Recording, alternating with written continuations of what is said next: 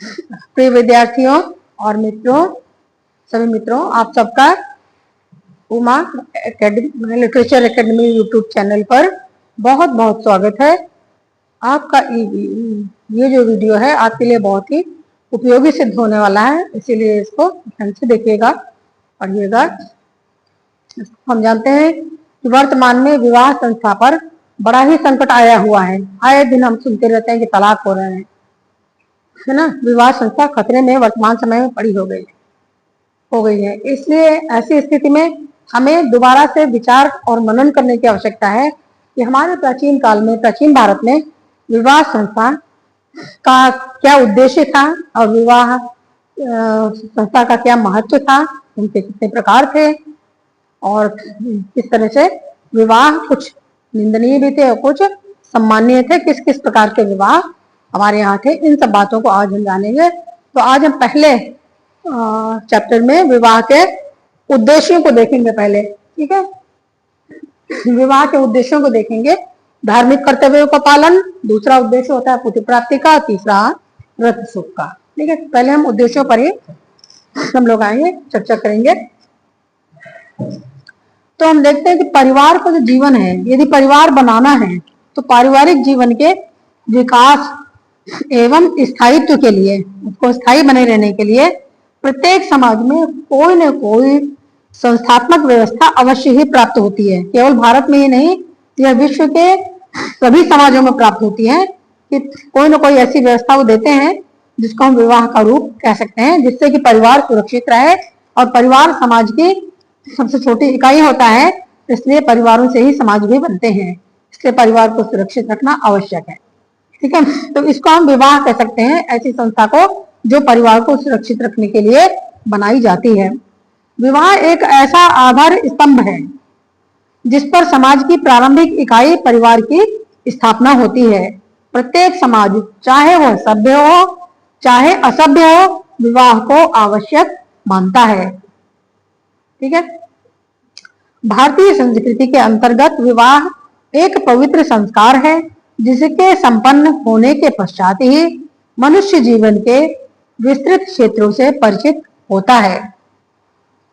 परिवार और वंश की वृद्धि के लिए, व्यक्तिगत एवं सामाजिक विकास के लिए तथा धार्मिक एवं आध्यात्मिक अभिव्यंजना के लिए विवाह अनिवार्य माना गया है। और हिंदू संस्कारों में, हिंदुओं के 16 संस्कार होते हैं, जिनमें एक विवाह संस्कार का स्थान अत्यंत ही महत्वपूर्ण है। यह एक धार्मिक संस्कार है और जो केवल शारीरिक संबंधों का प्रयोजन नहीं, उसका उद्देश्य केवल शारीरिक संबंध बनाना नहीं है, बल्कि उसके और भी विशाल बहुत बड़े उद्देश्य हैं, ठीक है।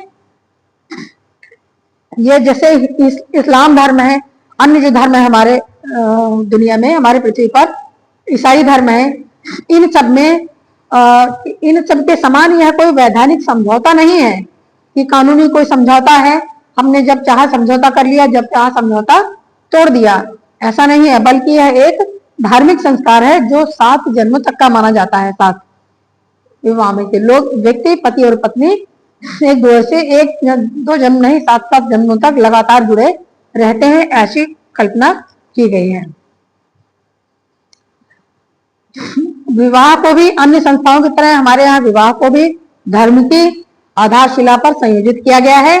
कोई भी धार्मिक कृत्य अकेला पुरुष संपन्न नहीं कर सकता, उसके लिए पत्नी की आवश्यकता अवश्य ही अनिवार्य रूप से होती है, ठीक है।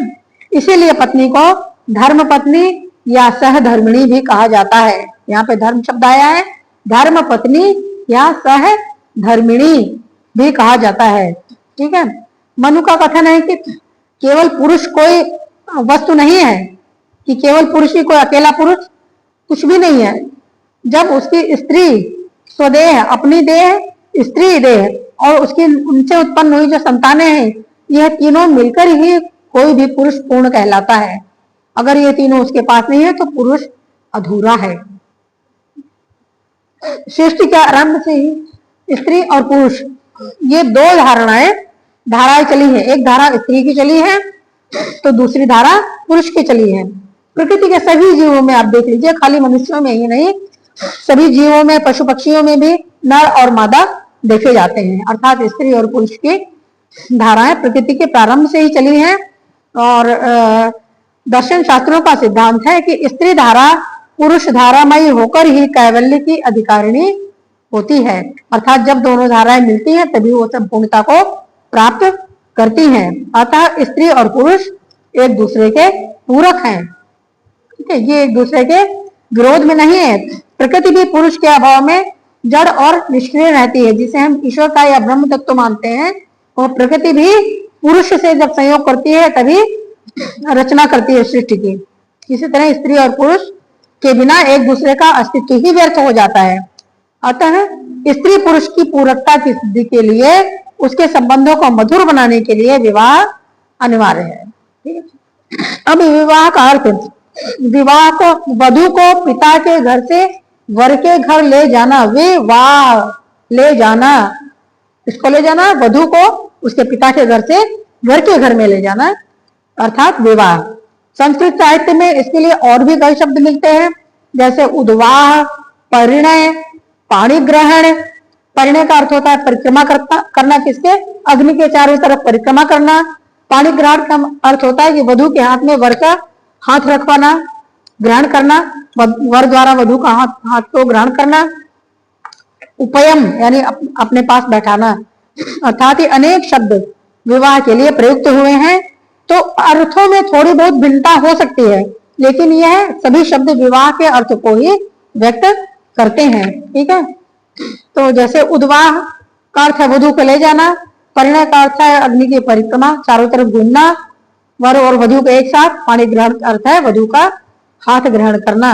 उपयम का अर्थ है समीप लाकर अपनाना, वधु को अपना बनाना। कहते ना कि एक चना दो दाल, एक सिक्के के दो पहलू, वर और वधु वो दोनों एक ही हो जाते हैं गृहस्थी में जब उनका विवाह हो जाता है।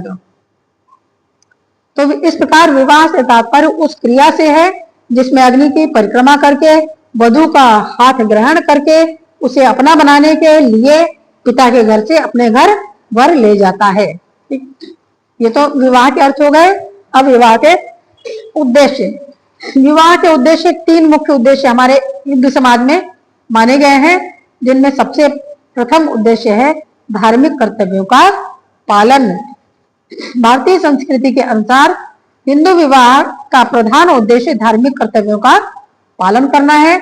मनुष्य जीवन में धार्मिक कर्तव्यों का बहुत महत्व है, परंतु उन कृत्यों का संपादन अकेला पुरुष नहीं कर सकता है।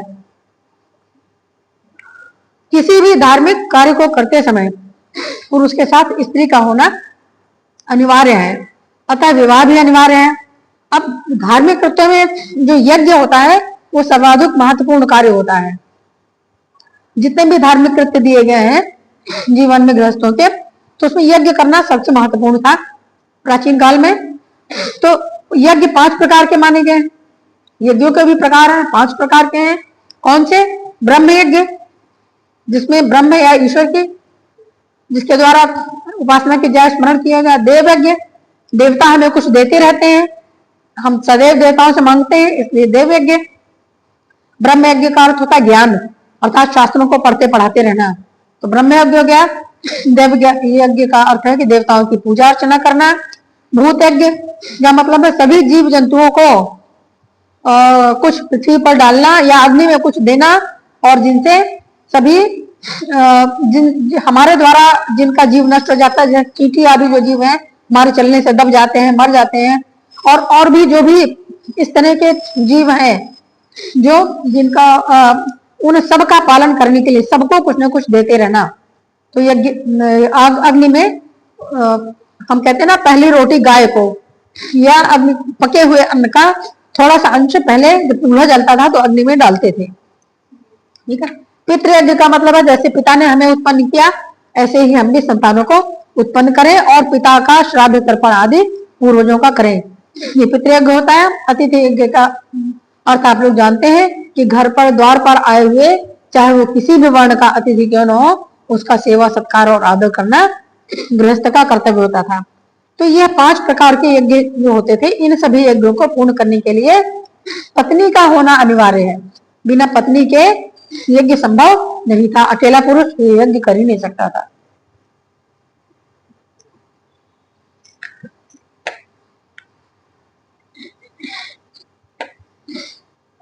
ऋग्वेद के अनुसार विवाह के द्वारा ही मनुष्य गृहस्थ बनता है तथा यज्ञ करने की योग्यता प्राप्त करता है। ठीक है। पति पत्नी के आधे भाग की पूरक है ऐसा शतपथ ब्राह्मण में उल्लिखित मिलता है। तैतरेय ब्राह्मण भी इस तथ्य का समर्थन करता है। अतः सभी ग्रंथों के सार स्वरूप हम कह सकते हैं कि पति और पति जो है वो पत्नी के संयोग से ही अपनी पूर्णता को प्राप्त कर सकता है, नहीं तो पुरुष अधूरा है और तभी वो धार्मिक कृत्य संपन्न करने का अधिकारी होता है। यज्ञ में साथ बैठने वाली स्त्री की संज्ञा पत्नी होती है। अगर वो यज्ञ में साथ बैठती है तभी वो सही अर्थों में धर्म पत्नी कही जाती है। पत्नी के बिना यज्ञ आदि धार्मिक कृत्य किए जाने पर निष्फल हो जाते हैं। बिना पत्नी के यदि कोई पुरुष यज्ञ करता है उस यज्ञ के का फल उसको बिल्कुल भी नहीं मिलता, ऐसा माना जाता था। स्मृतियों में गृहस्थ आश्रम को सभी आश्रमों में श्रेष्ठ कहा गया है। ठीक है, ज्येष्ठ और श्रेष्ठ कहा गया है। कहा जाता है कि एक बार सभी आश्रमों में एक तरफ तराजू के पलड़े में सारे आश्रम थे, ब्रह्मचर्य आश्रम, वानप्रस्थ और संन्यास आश्रम, और दूसरी तरफ अकेला गृहस्थ आश्रम था, तब भी वो भारी था सबसे। अर्थात जैसे हमारे शरीर को वायु की आवश्यकता होती है, सभी सांस लेने पर आश्रित रहते हैं सभी जीव, उसी तरह सभी आश्रमों को गृहस्थ आश्रम पर आश्रित होते हैं और उनकी आवश्यकता पड़ती रहती है। क्योंकि अन्न जल आदि अगर कहीं से मिलता है तो वो गृहस्थ आश्रम ही है। गृहस्थ व्यक्ति ही तीनों आश्रमों की अन्न जल आदि द्वारा सेवा करते रहते हैं। और इस आश्रम में, गृहस्थ आश्रम में ही धर्म अर्थ और काम की सिद्धियां भी होती हैं। त्रिवर्ग धर्म अर्थ और काम, तीन जो उद्देश्य है, पुरुषार्थ है हमारे जीवन के, इनका सेवन गृहस्थ आश्रम में ही हो जाता है अकेले। ठीक है, गृहस्थ जीवन का मूल है जिसमें पति पत्नी का सहयोग से धर्म का पालन करता हुआ अर्थ का चिंतन, अर्थ अर्थात धन प्राप्त करने के साधनों का चिंतन करता है तथा अच्छे सुख और मोक्ष की प्राप्ति के लिए प्रयत्नशील होता है। तो ये उद्देश्य हो गया धार्मिक कर्तव्यों का पालन करना। दूसरा उद्देश्य हमारा है पुत्र प्राप्ति। देखिए, हिंदू विवाहों का दूसरा उद्देश्य पुत्र प्राप्ति है। वैदिक काल से आज तक पुत्र प्राप्ति की इच्छा मनुष्य की बलवती इच्छाओं में से एक रही है। ठीक है, हिंदू समाज में पुत्र का बहुत महत्व है, क्योंकि पुत्र के मदद से ही मनुष्य पितृ ऋण से मुक्त होता है। पुत्र से पिता को वरत्व मिलता है, यह वंश का विस्तार होता है। मनु स्मृति में कहा गया है कि पुत्र से पिता को स्वर्ग मिलता है, पौत्रों से उसमें अनंत काल तक निवास करता है तथा प्रपौत्रों से व्यक्ति सूर्यलोक को प्राप्त करता है। ऐत्रेय ब्राह्मण में भी कहा गया है कि पिता के लिए पुत्र आलोकवत है, अर्थात उसके लिए वो कह सकते हैं दिया की तरह या सूर्य की तरह प्रकाश देने वाला आलोकवत है तथा संसार सागर को पार करने की अति तारिणी है, जिसको हम लोग वैतरणी बोलते हैं। पुत्र को पुत नामक नरक से, पुत्र जो है अपने पिता को पुत नामक नरक से उद्धार करने वाला भी कहा जाता है। कि पुत नामक नरक से बचाता है कौन? जब व्यक्ति का पुत्र पैदा होता है तो वह पुत नामक नरक में जाने से बच जाता है व्यक्ति, तो इसीलिए उसको पुत्र कहा गया है।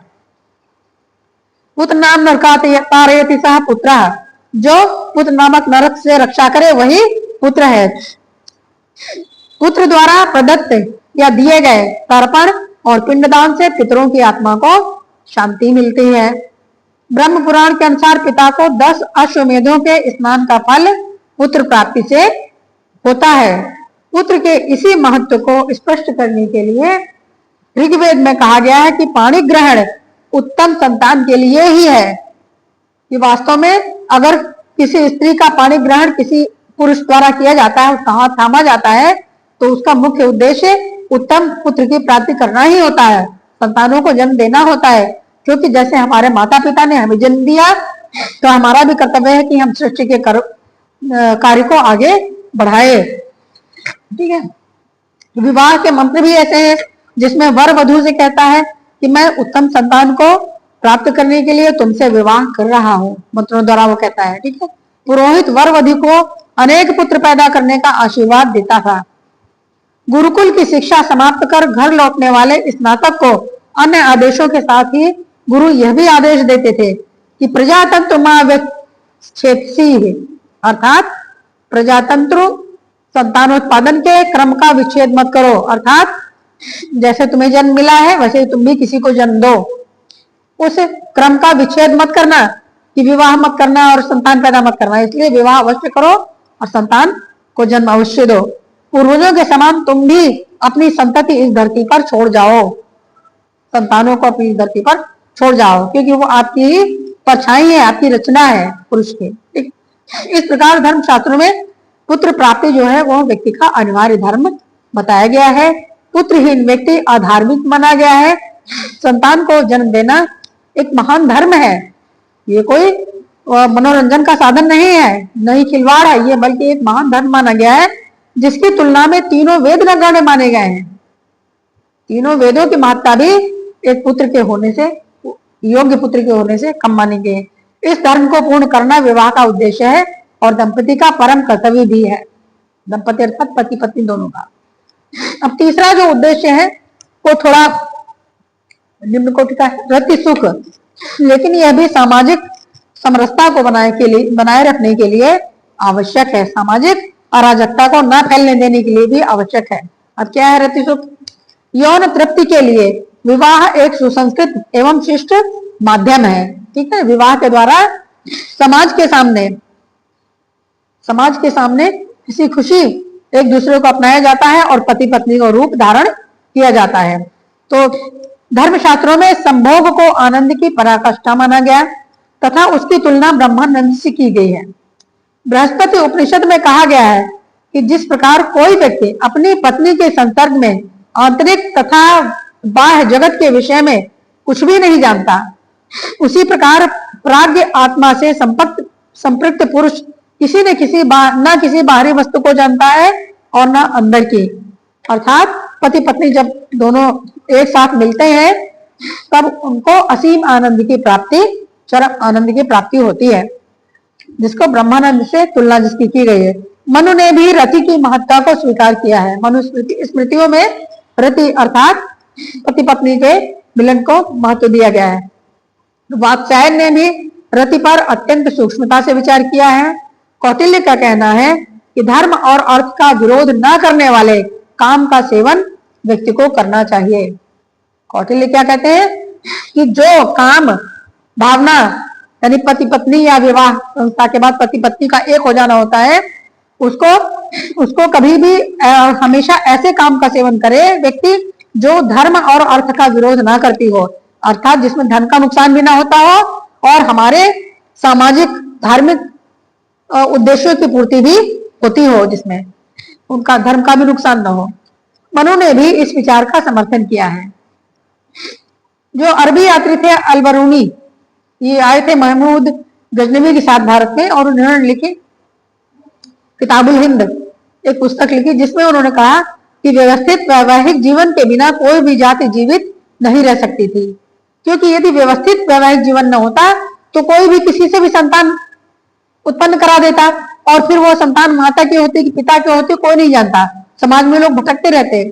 इसलिए ये व्यवस्था दी गई कि जब वैवाहिक जीवन में व्यवस्थित होता है तभी सम्मान मिलता है माता पिता को भी और संतान को भी। तो कोई भी जाति जीवित नहीं रह सकती, क्योंकि इसके द्वारा वासना के उस ज्वार का निरोध होता है जिसे सुसंस्कृत लोग पसंद नहीं करते, ठीक है। क्योंकि अगर जैसा ऐसा नहीं होता है, अगर सुसंस्कृत विवाह द्वारा यदि पति और पत्नी का साथ नहीं होता है तो समाज में अराजकता फैलती है और हम कहते हैं उस व्यक्ति को बलात्कारी की संज्ञा दे देते हैं, जो बिना विवाह किए ही किसी स्त्री को नुकसान पहुंचाता है, शारीरिक क्षति पहुंचाता है उसको। तो व्यवस्थित यहाँ पर हिंदू विवाह में यह उद्देश्य प्रधान नहीं गौण है, ये प्रधान उद्देश्य नहीं है रति सुख, ये निम्न है, गौण है। फिर भी रति सुख का उद्देश्य संतानोत्पादक माना गया है, क्योंकि रति सुख का भी उद्देश्य पुत्र की प्राप्ति ही या संतानों की प्राप्ति ही माना गया है, जिसमें पुत्र और कन्याएं दोनों हो सकती हैं। यहाँ पर संतान कहेंगे हम लोग, ताकि पुत्र कहेंगे, क्योंकि हिंदू संस्कृति धर्म प्राण संस्कृति है और उसका प्रत्येक कार्य धर्म पर आधारित है, ठीक है। धर्म का अर्थ यहाँ पर पूजा पाठ से नहीं है, बल्कि नैतिक नियमों के पालन से है। ठीक है, विधि से है, नैतिक नियमों के पालनों को ही धर्म कहते हैं। कि जो धर्म को धारण करता है, धर्मो रक्षति रक्षता, और धर्म उसकी भी रक्षा कर लेता है मुसीबत पड़ने पर। इसलिए धर्म के अनुसार व्यवहार करना चाहिए, धर्मानुसार जीवन बिताना चाहिए, ताकि धर्म सदैव व्यक्ति की रक्षा करता रहे और कभी भी वह कष्टों में, संकटों में ना पड़े। इसलिए